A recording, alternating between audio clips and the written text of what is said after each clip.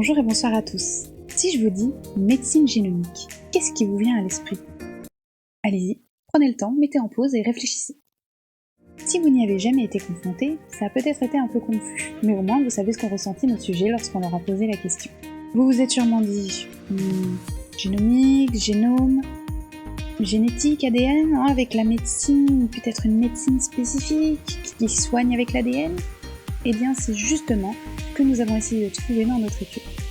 Que savent les Français de la médecine génomique? Mais tout d'abord, c'est quoi la médecine génomique?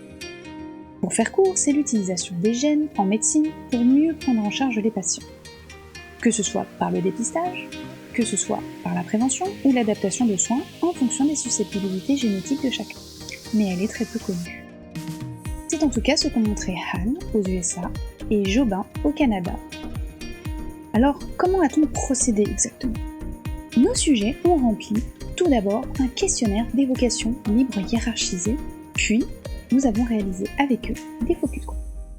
Nous avons ciblé notre population en fonction de leur groupe social d'appartenance, c'est-à-dire que nous avons rassemblé des personnes âgées, des étudiants, des professionnels de santé, des catégories socio-professionnelles défavorisées, des diabétiques et des cancers du sein.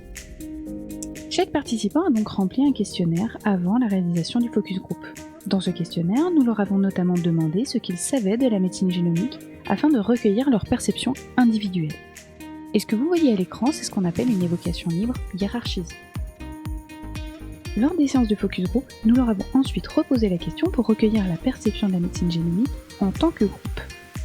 Comme pour l'étude de Jobin, nous leur avons ensuite diffusé une vidéo afin qu'ils puissent tous avoir une définition de la médecine génomique et qu'ils puissent en discuter par la suite. Une fois visionnée, nous leur avons notamment demandé s'ils percevaient des inquiétudes ou des impacts positifs vis-à-vis de la médecine génomique, s'ils seraient prêts à faire un test ou encore s'ils souhaiteraient en connaître le résultat. Puis nous terminons les entretiens pour savoir quelle stratégie de communication serait la plus pertinente pour eux afin de parler de la médecine génomique au grand public. Aujourd'hui, tous les focus group ont été réalisés, que ce soit en visio ou en présentiel, et nous avons eu 39 participants. Les analyses sont en cours, mais nous pouvons déjà vous dire que nous avons relevé quelques particularités françaises et que, dans la plupart des cas, les gens ont découvert la médecine génomique dans nos focus group. Si vous avez des questions ou si vous voulez en savoir plus, n'hésitez pas à nous contacter, moi ou Véronique, et nous vous répondrons avec plaisir. Je vous remercie de m'avoir écouté jusqu'au bout. Excellente journée à tous!